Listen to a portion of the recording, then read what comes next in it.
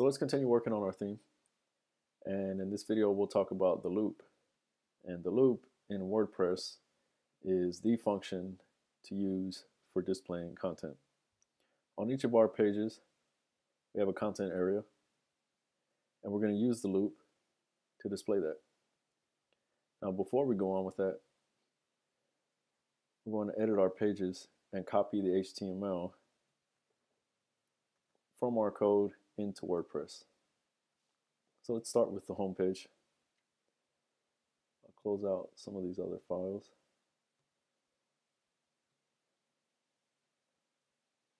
Let's save it.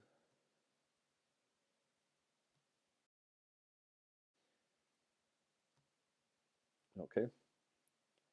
You can see our theme has a div with an ID of content, and the home page has a gallery area.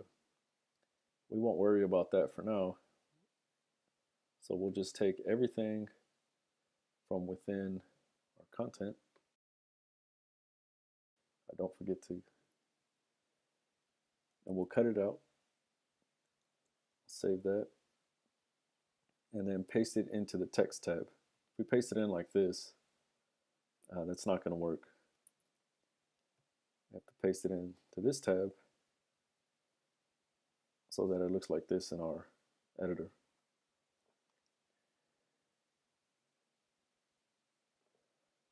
Okay, so we have no content. Within the div, using our WordPress extension for Atom, I'm just going to type loop and hit tab.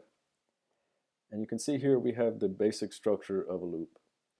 And it has three functions within a conditional statement here. If have post, while have post, the post, and then everything within this div, or excuse me, within this block will be your actual post content.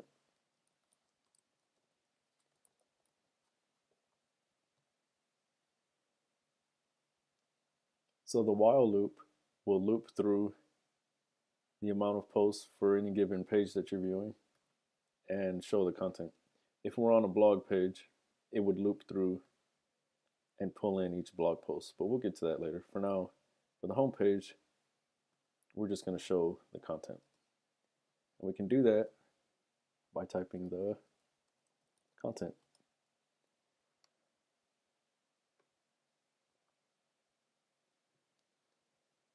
We'll come back to these two parameters once we get to the blog page. For now, we'll just have an empty function like that. And when I save it and refresh, we get our content back. And now we have the full functionality of content editing for our home page. So let's do the same for the About, Portfolio, and Contact pages. Because these are standalone pages, I'm going to go ahead and modify the loop to exclude the navigation and part of our conditional here, and leave it like that. I'll copy all of this, and contact, about, and portfolio.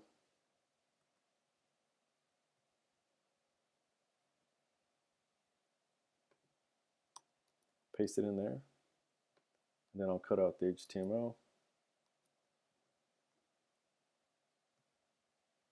and just do the same thing I did for the home page really quickly. Check out the About page. Cut that out. Also our contact. Typically I wouldn't copy a form like that and paste it into WordPress. I'd use a plugin like Contact Form 7. So for each of these three pages, one last thing to do, which is paste in the PHP field. I'll save that and close it. I'll paste it in there, save and close. Lastly, the contact page.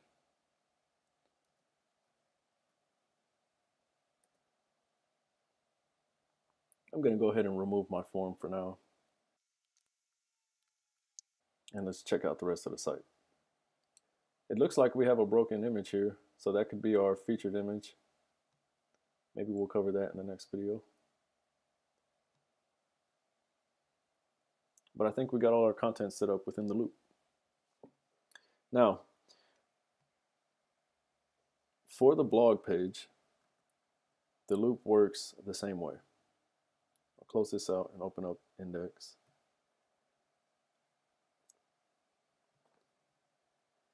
And instead of pasting it, I want the full function back. So again, I typed out loop and hit tab. Now on your index.php file or your category pages, your blog pages, your archive pages, this function works a bit differently. It's going to pull in every post that you have under your post section.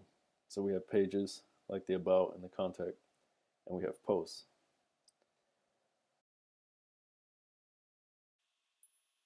Now when we modify our theme, we're only going to pull in one post, which is hello world.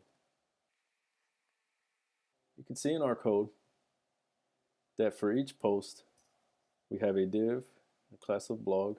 Let me change this self-wrap. I'll try to format this a bit better so we can read it. I think that's it. And what I like to do is cut everything and then paste it within the loop.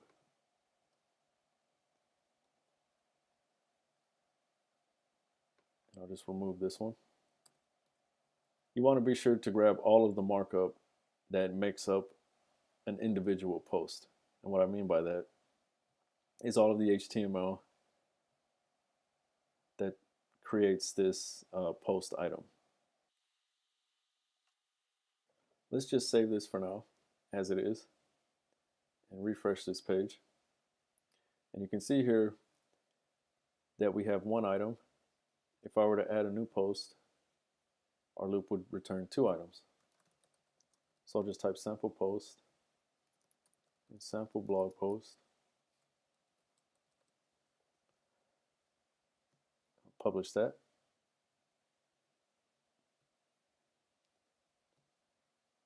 And now on my blog post, or my blog section, we have two items. Let's start first with the title. And we'll remove this hard-coded title and replace it with the WordPress function, the title. Why don't we look at it with all of the parameters? You can see here that it accepts a few: before, after, and echo true. Our title includes a link to the individual post. So if we wanted to, we could do this,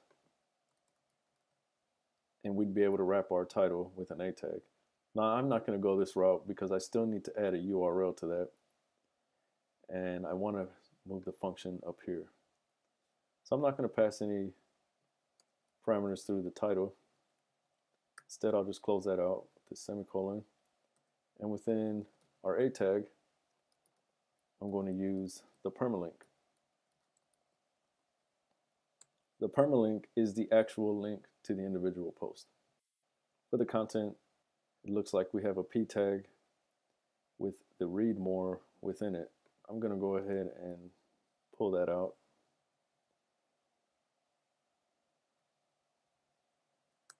And I'll change this to the excerpt. And that's going to be a snippet of the blog post. And for the read more, I'll copy the permalink function in here, paste that. And now you can see we have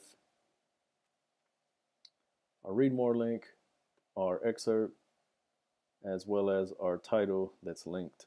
Now, one thing that I don't like about this structure is that there's no individual, or there's no div that wraps around all of this. So I'll just create a div and I'll paste the HTML in there. And for the class, instead of adding an individual class, I'm going to use another function for the loop, post class. And if I wanted to add a custom class to each of these, I could do that. I'll go ahead and remove this. We don't really need it. I'll just save this.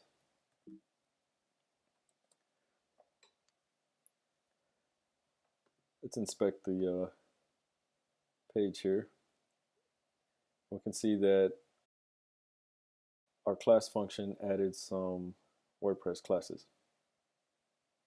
Post status, the post type, ID, as well as the category. Let's take care of the date. So the format of our date here is a bit odd.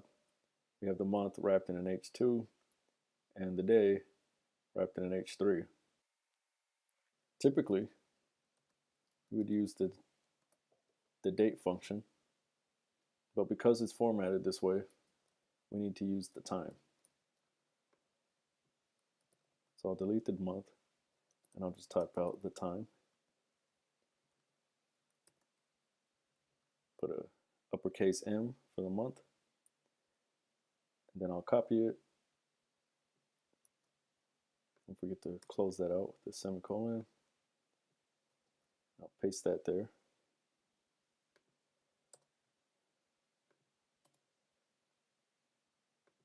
And here I just want to pass in the day.